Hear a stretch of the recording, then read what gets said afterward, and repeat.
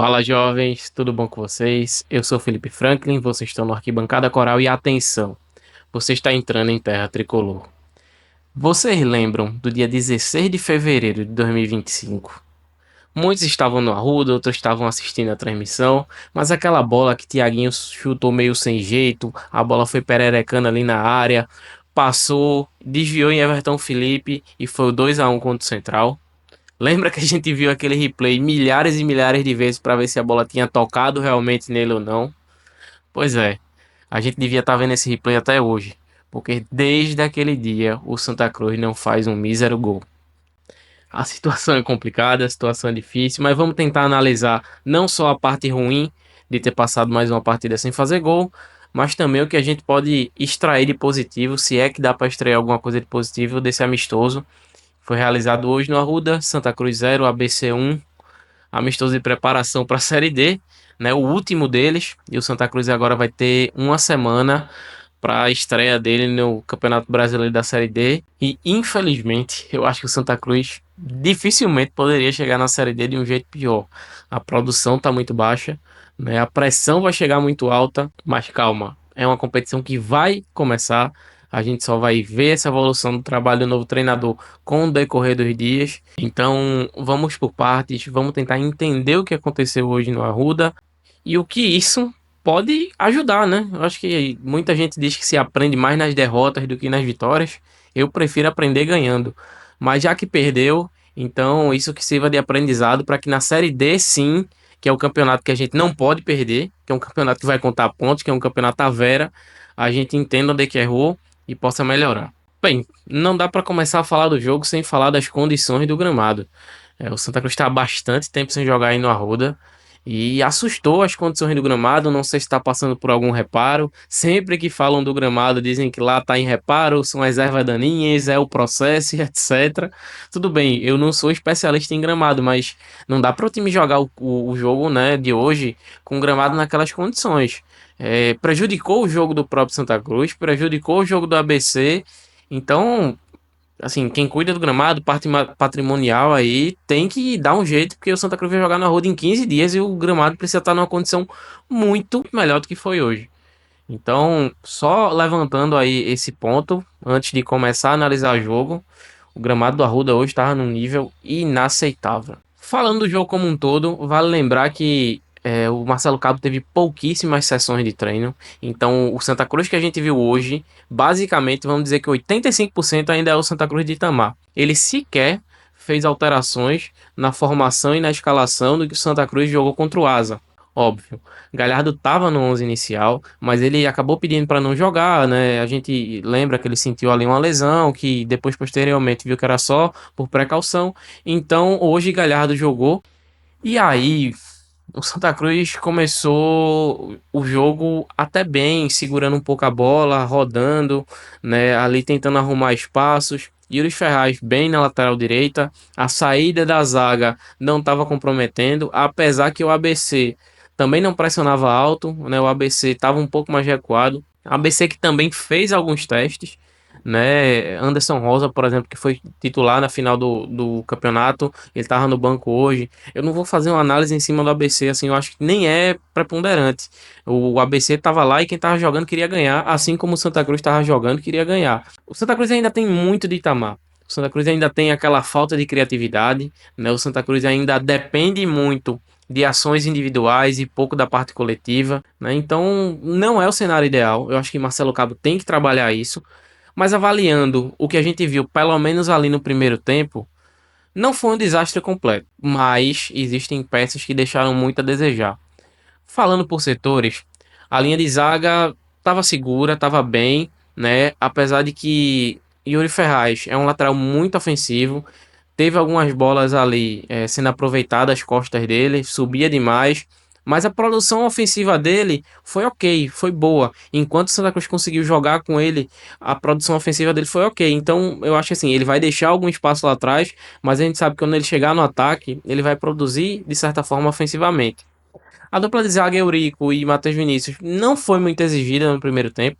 O Santa Cruz, o ABC também não chegou assim muito. E na vez que chegou, de fato, foi aproveitando as costas do lateral, as costas de Yuri Ferraz, cruzamento do outro lado e Rodrigues, que para mim foi um ponto baixo, tá, do time no primeiro tempo. Deixou que o jogador finalizasse, Felipe Alves fez uma boa defesa e o jogo acabou seguindo. Mas como eu estava dizendo, o Santa Cruz estava até bem, segurando a bola.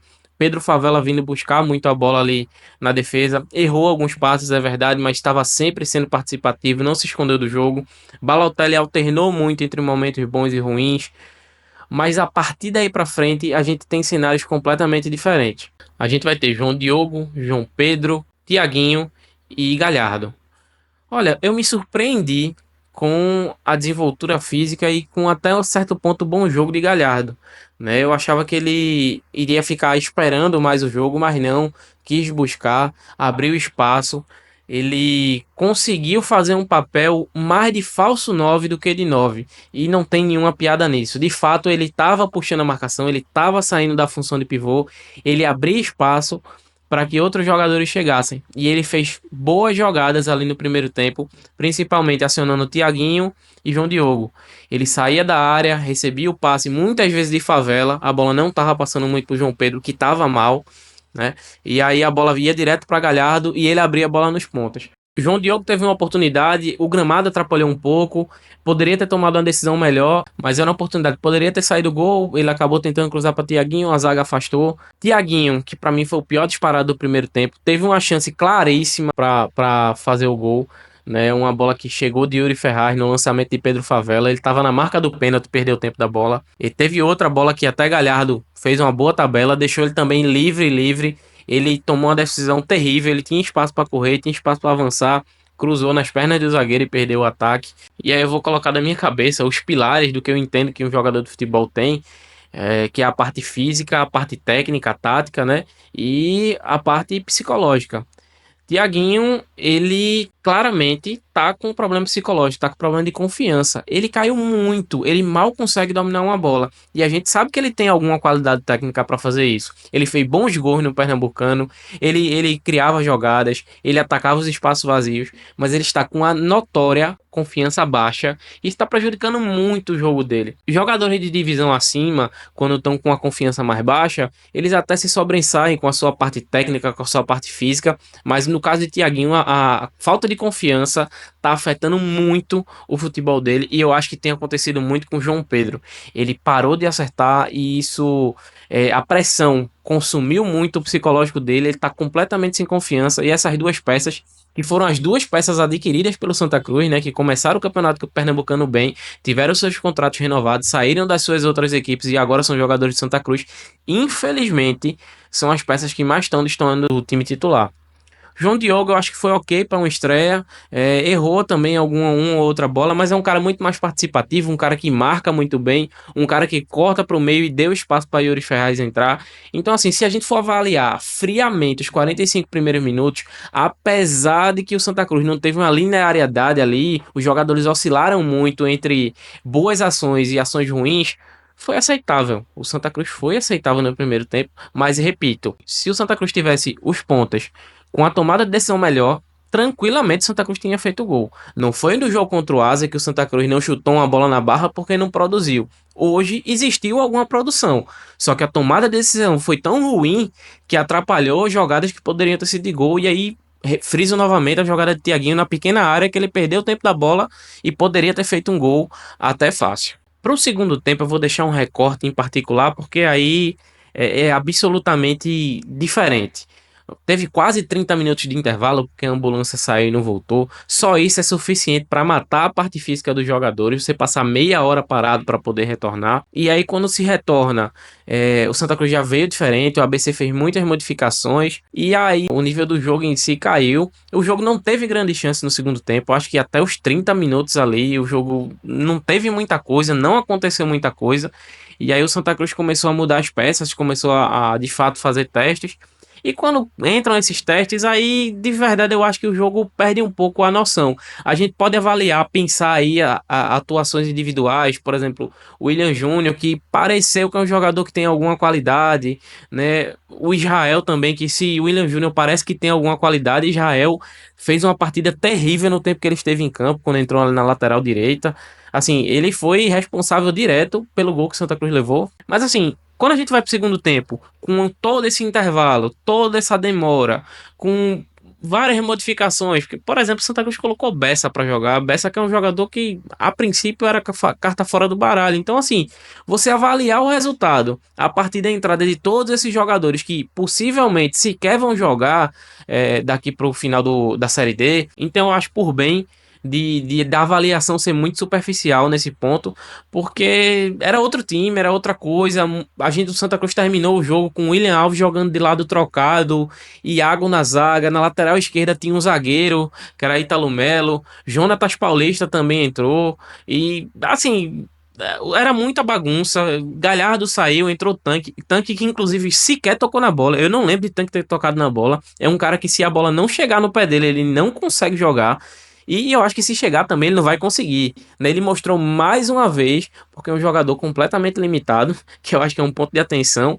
E dentre tudo que eu falei, eu acho que eu só esqueci de falar de Rodrigues, que é um jogador que até certo ponto é participativo e tal, mas ele não consegue acertar um cruzamento. É impressionante. Inclusive, quando ele tá completamente sozinho, o cruzamento dele, ele vai na direção do jogador, mas a bola vai sem força, a bola viaja muito. Não é nunca aquele cruzamento em que a bola chega com velocidade para o atacante ir na bola, atacar a bola, ou que é um passe preciso. É sempre uma bola que dá tempo do zagueiro se posicionar. Então, assim, eu acho que se Rodrigues cruzar sem bolas na área, 99 os zagueiros vão tirar. A bola viaja tanto para chegar, né? Ele não coloca velocidade na bola, a bola vai devagar, o zagueiro se posiciona e tira. Então, assim, o Santa Cruz precisa pensar realmente no lateral esquerdo. Vinícius Silva não entrou, parece que tá machucado e tal, mas também é um cara que não mostrou tanta qualidade. A gente conversou na live da última quinta, a gente falou que esse camisa 9 reserva aí de Galhardo e o lateral esquerdo são pontos de atenção, e eu acho que o Santa Cruz vai precisar de fato é, ir ao mercado para trazer peças para essas duas posições. Do que deu para avaliar do jogo, eu acho que foi isso. Não vou também falar aqui que tá tudo errado, porque o treinador não trabalhou muito com o elenco, ele vai ter uma semana de trabalho, e aí na próxima semana, de fato, Marcelo Cabo vai ter que dar algumas respostas. O Santa Cruz precisa jogar melhor do que jogou hoje. Mas é isso, o sinal de alerta tá muito ligado. O Santa Cruz poderia chegar na Série D de uma forma muito mais tranquila, mas vai chegar extremamente pressionado. E eu vou encerrando o vídeo por aqui. Agradecer a vocês aí que chegaram até o final. Deixa um like aí, compartilha o vídeo, se inscrevam aqui no canal. Agradecer também a repercussão da live de quinta, foi muito boa a galera que chegou junto aqui com a gente. A gente teve um debate bem interessante sobre o mês de março do Santa Cruz. A gente fez uma análise de elenco, a gente avaliou todas as nuances que o Santa Cruz vai ter para a Série D, e eu acho que calhou muito bem com o jogo de hoje. Basicamente tudo que a gente falou lá na quinta aconteceu hoje de certa forma. Então, mais uma vez, obrigado a vocês. Dê aquela moral aí, compartilha esse vídeo. Tamo junto, valeu. Tchau.